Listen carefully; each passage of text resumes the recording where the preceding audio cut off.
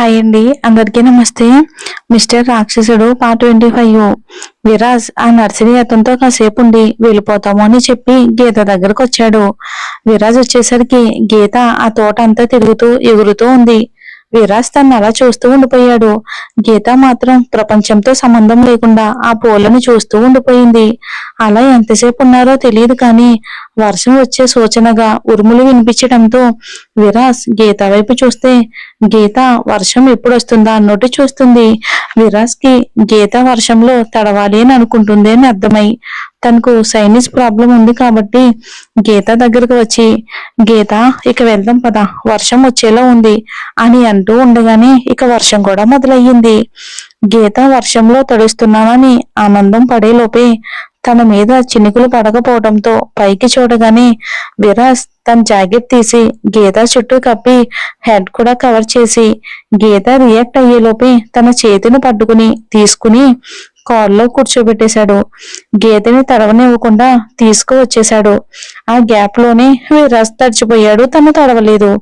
గీత వైపు చూడగానే తనని వర్షంలో తడవనివ్వలేదని బొంగమూతి పెట్టి చూస్తుంది విరాజ్ వైపు. గీతని అలా చూసిన విరాజ్ నవ్వుతూ చిలిపిగా తన తలని అటు ఇటు తిప్పుతూ విదిలించాడు విరాజ్. విరాజ్ అలా చేయటం వలన విరాజ్ వెడ్ హెయిర్ లోని వాటర్ అంతా కూడా గీత ముఖంపై పడినాయి. గీత ఫస్ట్ షాక్ అయ్యి విరాజ్ వైపు చూడగానే గీతని చూస్తూ నవ్వుతూ కన్ను కొడతాడు.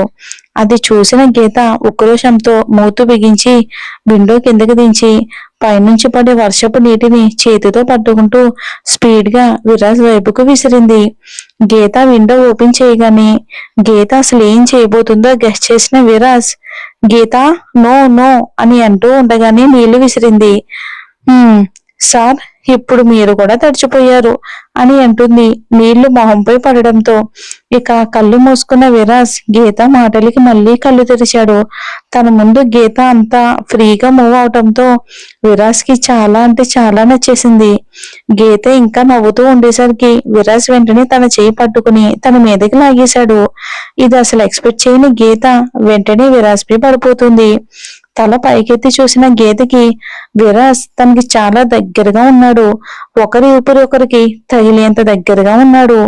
విరాజ్ గీతని చూస్తూ తన మొహం మీద పడిన హెయిర్ ని సున్నితంగా పక్కకి అంటూ గీత కళ్ళల్లోకి చూస్తూ ఉన్నాడు. నీకు నా మీద భయం పోయింది గీత, అందుకే నన్ను తడిపేశావు. మరి ఇది తప్పు కదా, నాకు సారీ చెప్పు అని అంటాడు. విరాజ్ అలా అనడంతో గీత తను ఎక్కడ ఉందో మర్చిపోయి నేనేమి కావాలనేమి చేయలేదు విరాజ్ సార్, మీరు ముందు నా మీద వాటర్ పడేలా చేశారు, అందుకే నేను కూడా మీ మీద వాటర్ పడేలా చేశాను అంటుంది. నేను అలా చేసినా నువ్వు అలా చేయకూడదు, నేను నీ బాస్ని కదా అని అంటాడు. కాబట్టి సారీ చెప్పు అంటాడు.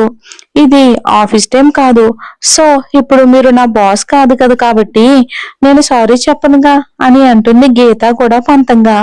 విరాజ్ గీతని చూస్తూ నువ్వు ఒకవేళ ఇప్పుడు సారీ చెప్పలేదనుకో మనం ఇక ఇలాగే ఉంటాం, నువ్వు సారీ చెప్పేంత వరకు మనం ఇలానే ఉంటాం అని గీతని మరింతగా గుండెలకు హత్తుకుంటాడు.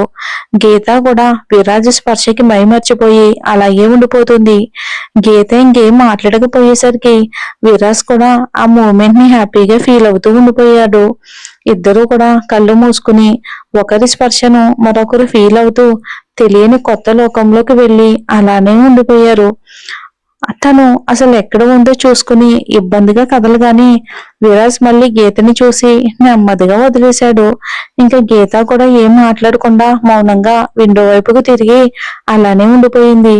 గీత ఎలా ఫీల్ అవుతుందో అర్థం కాక గీత వైపు చూసిన విరాజ్ గీత అటువైపుకు తిరిగి ఉండడంతో ఏమీ అర్థం కాక సైలెంట్ గా కార్ని డ్రైవ్ చేస్తూ ఉండిపోయాడు. కానీ విరాజ్ కైతే ఒకటి మాత్రం కన్ఫర్మ్ అయిపోయింది, గీతకు కూడా ఎన్నో రోజులు తన మీద ఫీలింగ్స్ ఉన్నాయి అని అనుకున్నాడు. ఇక గీత తనని తను మర్చిపోయి విరాజ్తో అలా బిహేవ్ చేయటంతో గీత కూడా తనకే తెలియకుండా లవ్ చేస్తుంది అని అర్థమైపోయింది. ఇంకా అలా కాసేపు ఉండగానే కారు ఇంటికి రాగా ఇంతకు ముందే మేఘన హౌస్ లో ఉన్నాను అని చెప్పడంతో ఇంకా గీత ఏం మాట్లాడకుండా సరాసరి అటువైపుకే కదిలింది. గీత అలా వెళ్లడం చూసిన విరాజ్ క్షణం కూడా ఆగకుండా గీత ముందుకొచ్చి నిలబడ్డాడు. అలా విరాజ్ ఎదురుగా నిలబడిన గీత తల ఎత్తకుండా అసలు అలానే తల దించుకుని ఉండిపోయింది. విరాజ్ వైపు చూడను కూడా చూడలేదు. గీత తన ముందు అలా ఉండటం విరాజ్కి అసలు ఏం మాత్రం నచ్చలేదు. విరాజ్ వెంటనే గీత చేయి పట్టుకుని చాలా స్లో వాయిస్ తో లుక్ ఎట్ మీ గీత అని అంటాడు. అయినా సరే గీత తల ఎత్తకపోవడంతో విరాజ్ గీత చిన్ పట్టుకుని పైకి లేపి గీత కళ్ళలోకి చూస్తూ, గీత, నీ మైండ్ లో ఏం రన్ అవుతుందో నాకు అర్థమవుతుంది. నేను కావాలని చేయలేదు అని అలానే డైలాగ్స్ కూడా చెప్పలేను, కానీ అవి నీ మీద నా హార్ట్ లో ఉన్న ఫీలింగ్స్. నువ్వు నా దానివి, నువ్వు నా గీతవి అన్న ఫీలింగ్స్ అవి చేతల రూపంలో అలా బయటకు వచ్చేసాయి. కేవలం నీతో మాత్రమే నేను అలా ఉండగలను.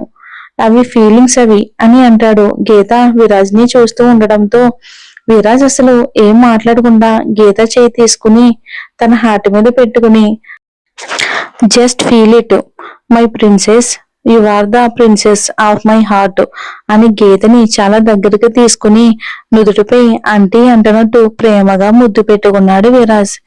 విరాజ్ పెదాల స్పర్శకి కళ్ళు మూసుకున్న గీతని చూస్తూ ఇంకా లోపలికి వెళ్ళి గీత అని అనగాని అసలు గీత ఏం మాట్లాడకుండా ఎలాంటి ఎక్స్ప్రెషన్స్ లేకుండా హౌస్ లోకి వెళ్ళిపోతుంది.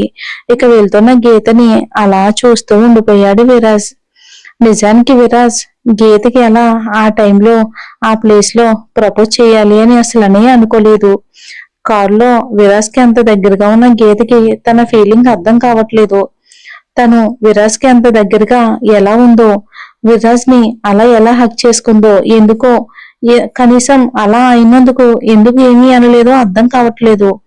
ఇక అలా ఉన్న గీత విరాజ్ అలా ఎందుకు బిహేవ్ చేశాడు అనేది అసలు అర్థం చేసుకోలేక తెలియని సంఘర్షణంలో ఉంది.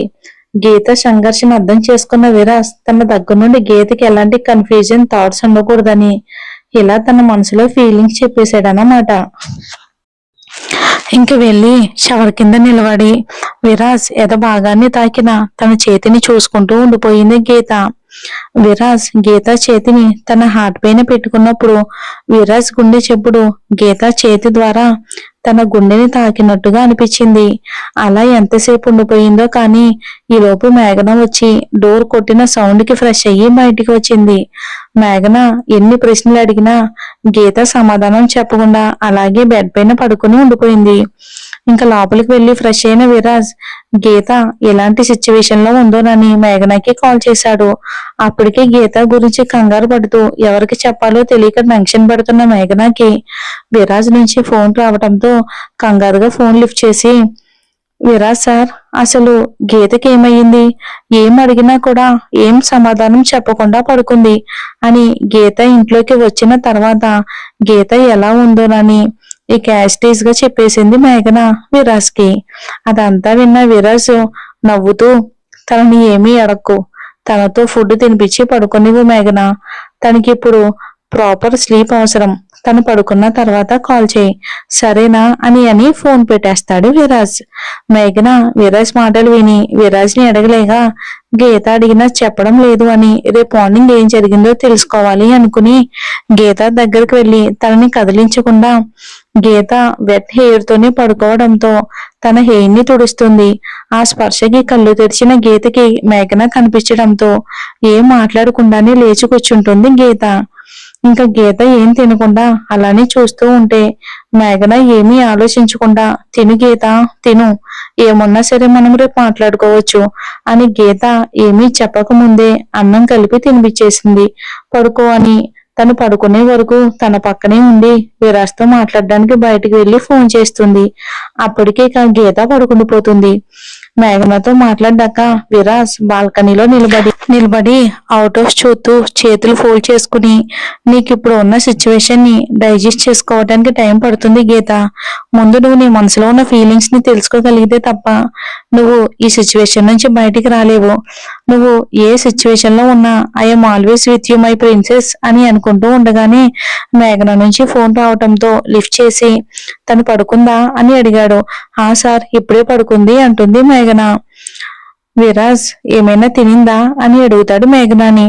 హా, తింది అని విరాజ్ కేరింగ్ ఆశ్చర్యపోతూనే, సార్, కానీ కనీసం తను మాట్లాడడానికి కూడా ట్రై చేయట్లేదు. విరాజ్, డోంట్ వరీ మేఘన, she want some time to understand.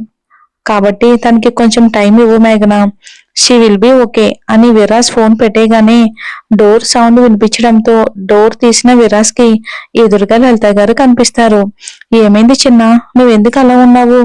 నువ్వు ఆఫీస్ నుండి వచ్చినప్పుడు కూడా ఎవరితో మాట్లాడకుండానే వెళ్ళిపోయావు అని ప్రేమగా లలిత గారు విరాజ్ తల నిమురుతూ అడుగుతారు. దానికి విరాజ్ ఏం మాట్లాడకుండా లలిత గారిని చెయ్యి పట్టుకుని ఇక రూమ్ లోకి వెళ్లి ఆవిడ ఒళ్ళో తల పెట్టుకుని ఉండిపోయాడు. లలిత గారు విరాజ్ బిహేవియర్ కి ముందు షాక్ అయినా వెంటనే కొడుకు పరిస్థితి అర్థం చేసుకోవడానికి ప్రయత్నిస్తున్నారు ఏమైంది అని. విరాజ్ బిజినెస్ ని హ్యాండిల్ చేసే విధానం ఆవిడకి తెలుసు. తన అన్నయ్య గురించి అనుకోవడానికి గీత పరిచయం అయిన తర్వాత ఆయన కూడా చాలా హ్యాపీగా సంతోషంగా ఉన్నారు. కాబట్టి అది కూడా రీజన్స్ కాదు. మరి విరాజ్ నుండి ఇలాంటి రియాక్షన్ కి రీజన్ ఏంటి అని ఆలోచిస్తున్న లలిత గారికి సడన్ గా ఒక ఆలోచన స్ట్రైక్ అవడంతో చిన్నగా నవ్వుతూ విరాజ్ తల నిమురుతూ, చిన్న, ఎవరు అమ్మాయి అంటారు. విరాజ్ షాక్ అవ్వకుండానే మెల్లగా తలెత్తి చిన్నగా స్మైల్ చేస్తూ, గీత అమ్మ, గీత నందన ప్రియ, షీఈ్ మై సోల్మేట్ మామ్ అని అంటాడు. అదే స్మైల్ కంటిన్యూ చేస్తూ లలిత గారు గీతని తలుచుకుంటూ హ్యాపీగా ఫీల్ అవుతూ, చిన్న, నువ్వు ఎంత మంచి విషయం చెప్పావు చిన్న, చిట్టుదల్లి నాకేమీ చెప్పలేదు అని అంటూ ఉండగానే విరాజ్, నో మామ్, తనకు కూడా ఈ రోజే తెలిసింది అండ్ తను నన్ను ఇంకా యాక్సెప్ట్ చేయలేదు అని అనగానే లలిత గారు కంగారుగా, అంటే తను నిన్ను ఇష్టపడడం లేదా చిన్న? లేదు mom, she loves me, but తనకు ఆ విషయం అర్థం కావట్లేదు. ఒకవేళ తనకి అర్థం కాకపోతే నేను తప్పకుండా తనకి అర్థమయ్యేలా చేస్తాను అంటాడు నవ్వుతూ. దానికి లలిత గారు నవ్వుతూ, నా చిన్నాన్ని ఇష్టపడిన వాళ్ళు ఎవరైనా ఉంటారా చెప్పు అని నుదుటి మీద ముద్దు పెట్టుకుని, మరి నువ్వెందుకు చిన్న ఇలా ఉన్నావు అంటారు ఆవిడ. దానికి Viraj, mom, I'm just feeling this feeling mom అని అంటాడు తను ప్రపోజ్ చేయటం గుర్తు తెచ్చుకుని. దానికి లలిత గారు నవ్వుతూ, సరే పద చిన్న, నీ కోసం అందరూ డిన్నర్ చేయకుండా వెయిట్ చేస్తున్నారు అనగానే ఇద్దరూ కలిసి కిందకి వస్తారు. లలిత గారితో నవ్వుతూ రావటంతో అందరూ మాట్లాడుకుంటూ డిన్నర్ ఫినిష్ చేసి వాళ్ళ రూమ్ లోకి వెళ్ళిపోయారు. మరి గీత విరాజ్ ని ఇష్టపడుతుందంటారా? ఇష్టపడే తీరాలిగా, అదే కదా మన స్టోరీ. చూద్దాం మరి అసలు గీత చిన్నప్పుడు స్టోరీ కూడా తెలుసుకుందాం, ఏం జరిగిందో వచ్చే ఎపిసోడ్ లో చూద్దాం. Thanks for watching.